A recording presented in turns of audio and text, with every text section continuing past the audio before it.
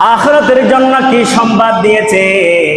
এক সাহাবী এসে জিজ্ঞেস করলো, ইয়া রাসূলুল্লাহ সাল্লাল্লাহু আলাইহি ওয়াসাল্লাম, ইয়া রাসূলুল্লাহ, আপনার কারণে দ্বীন পেয়েছি, আপনার কারণে পরিপূর্ণ ধর্ম পেয়েছি। আল-ইয়াওমা আকমালতু লাকুম দীনাকুম ওয়া আতমামতু আলাইকুম নি'মাতি ওয়া রাদিতু লাকুমুল ইসলাম দীনা। পরিপূর্ণ দ্বীন পেয়েছি।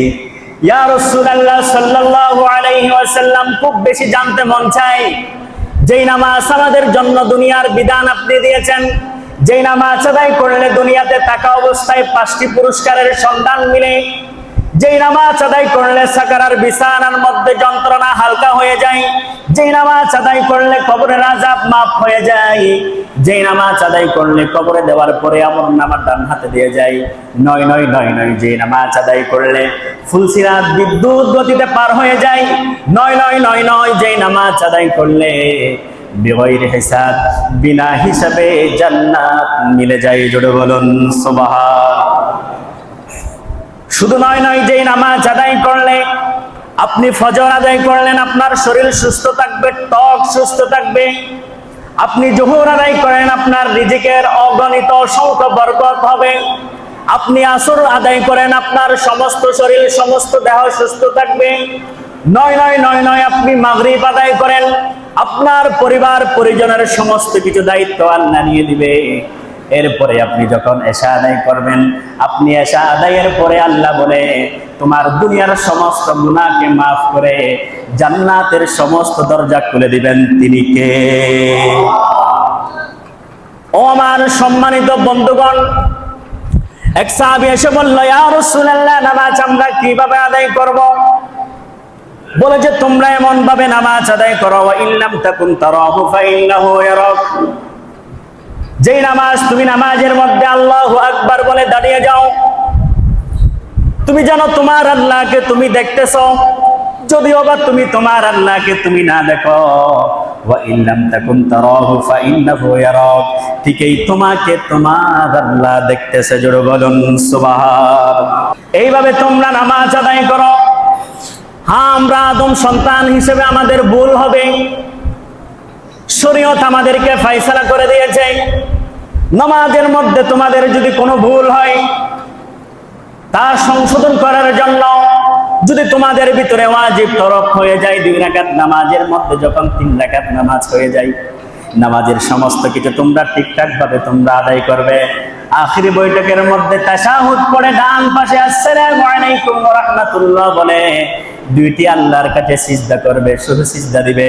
এই সিজদার মাধ্যমে আমাদেরকে ক্ষমা করে দেন। তিনি কে? তাহলে এই সিজদার মাধ্যমে আল্লাহ আমাদেরকে ক্ষমা করে দিয়েছে, নামাজের হুকুম দিয়েছেন। তিনি কে? আল্লাহ। তাহলে আপনি একটু চিন্তা ভাবনা করে দেখেন, আমার সম্মানিত মুসল্লি মুরব্বিগণ, এই দুনিয়ার আইন যদি আমি অমান্য করি, এই সংবিধান যদি আমি লঙ্ঘন করি, এই লিখিত এবং অলিখিত সংবিধান যদি আমি লঙ্ঘন করি, আমার জন্য সরকারিভাবে মামলা আছে, আমার জন্য জেলখানা সমস্ত কিছু আছে। আমি যদি রাস্তার পাশে যদি গাড়ি চালাই, ট্রাফিক সিগন্যাল যদি অমান্য করি, আমার জন্য মামলা আছে, তথা আমার জন্য সাজা আছে। আর আপনি যদি আল্লাহর হুকুম অমান্য করেন, আপনি একটু চিন্তা ভাবনা করে দেখেন আপনার জন্য কি শাস্তি আছে। এই জন্য এই শাস্তিটা মানার নামেই হচ্ছে ঈমান। জোরে বলুন সুবহান। এক সাহাবীর কথা মনে পড়ে গেল হাদিস শরীফের মধ্যে, হযরতে আব্বাস এবং হযরতে আম্মার, তারা 2 জনকে রাষ্ট্রের সীমানা পাহারা দেওয়ার জন্য আল্লাহ রাসূল দায়িত্ব দিলেন। একজন হচ্ছে আব্বাস আর একজন হচ্ছে আম্মার। তারা কিছুক্ষণ, একজন 1 ঘন্টা ঘুমাইলে আরেকজন পাহারা দেয়, 3 ঘন্টা ঘুমাইলে আরেকজন পাহারা দেয়। হযরতে আম্মার ঘুমাচ্ছে, আব্বাস পাহারা দেয়। রাত যখন গভীর হয়ে গেল, কোনো শত্রুর দেখা মিলছে না। রাত যখন গভীর হয়ে গেল, শত্রুর কোনো দেখা নাই। তাহাজ্জুদের যখন সময় হয়ে গেল, হযরতে আব্বাস তিনি নামাজের মধ্যে দাঁড়িয়ে গেলেন।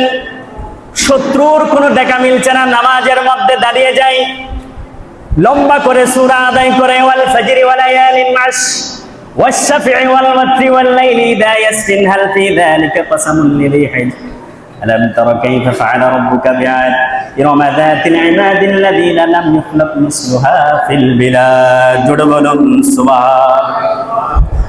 এইভাবে লম্বা সূরা দ্বারা নামাজ আদায় করে হযরতে আব্বাস নামাজ যখন আদায় করলেন, হঠাৎ করে এমন একজন শত্রু তীরের আঘাত করলো।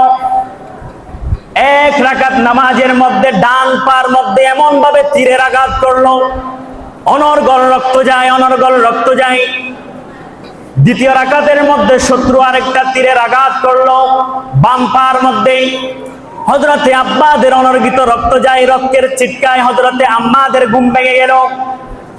ও ভাই আমার, ও সাহাবা, কেন তুমি নামাজের মধ্যে দাঁড়িয়ে আছো? শরীয়ত তোমাকে বলছে তোমার জীবন আগে বাঁচানোর জন্য, বেঁচে থাকলে তুমি অনেক নামাজ পড়তে পারবে। তুমি কেন নামাজের মধ্যে দাঁড়িয়ে আছো? রুকু সিজদা করে ফেললেন, তাশাহুদ দরুদ ইব্রাহিম পড়ে দোয়া কালাম করে নামাজ শেষ করে ফেললেন। ও ভাই আমার, হযরতে আম্মাদ, তুমি কেন বুঝছো না? আমি যখন নামাজের মধ্যে দাঁড়িয়ে গেলাম, আলহামদুলিল্লাহ এমন ভাবে যখন আমি সূরা ফাতিহা আদায় করছি, যেন আমি আমার আল্লাহকে দেখে দেখে নামাজ আদায় করছি। জোরে বলুন সুবহান।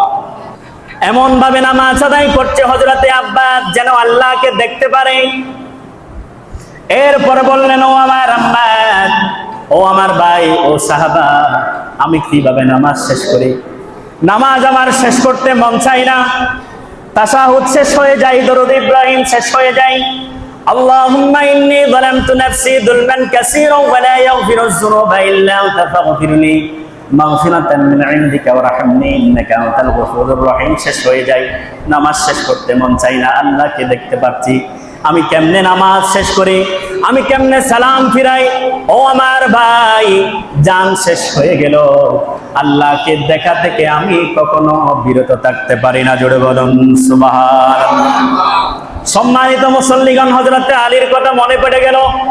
যুদ্ধের ময়দানে এমন তীরের আঘাত হয়েছে, যাই হোক ওইদিকে যাচ্ছি না। মুসলিম শরীফ আপনি খুলে দেখুন, মুসলিম শরীফের মধ্যে দেখা যায় বান্দা যখন বেলালের আজান শুনে, বেলালের আজান শুনে যখন মসজিদে চলে আসে, আল্লাহুম্মা ইফতাহলি আবওয়াবা রাহমাতিক বলে মসজিদে যখন চলে আসে, আল্লাহ আপনি আমার জন্য আপনার সমস্ত রহমতের জায়গা খুলে দিন, সমস্ত রহমতের দরজা আপনি আমার জন্য খুলে দিন। এইভাবে যখন মসজিদে চলে আসে, আল্লাহ সুবহানাহু ওয়া তাআলা আল্লাহর বড়ত্ব স্বীকার করে আল্লাহু আকবার, আল্লাহু আকবার বলে যখন নামাজ আদায় করে, আলহামদুলিল্লাহি রাব্বিল আলামিন এইভাবে যখন বান্দা প্রশংসা করে, আল্লাহ তার জবাবে বলে হামিদানি আবাদি আর রহমানির রহিম, আল্লাহ বলে আসনা আলাইহি আবাদি মালিক ইয়াউমিদ্দিন, আল্লাহ তার জবাবে বলে মাজ্জাদানি আবাদি ইয়াকা না'বুদু ওয়া ইয়াকা নাস্তাঈন ইহদিনাস সিরাতাল মুস্তাকিম সিরাতাল লাযীনা আন'আমতা আলাইহিম গায়রিল মাগদুবি আলাইহিম ওয়ালাদ-দাল্লিন। এইভাবে নামাজ আদায় করে ফেরেশতারা আল্লাহর কাছে বলে, ওগো রব্বুল আলামিন, আপনাকে দেখে নাই, রাসূলকে তারা দেখে নাই, এইভাবে কেন কোরআন দেখে হাদিস দেখে তারা কেমনে ভাবে নামাজ আদায় করে? আপনাকে না দেখে কেন রুকু করে? আপনাকে না দেখে কেন সিজদা করে? আল্লাহ বলে, ও কুল কায়নাতের ফেরেশতারা, তোমরা সাক্ষী থাকো, তোমরা ময়দানে হাসরের জন্য সাক্ষী থাকো, তোমরা কবরের জন্য সাক্ষী থাকো, কিয়ামতের ময়দানে মুসল্লিদের জন্য সমস্ত জাহান্নামের দরজা বন্ধ করে দিয়ে আজ তারা জান্নাতের দরজা আমি আল্লাহ উন্মুক্ত করে দিব। জোরে বলুন সুবহান।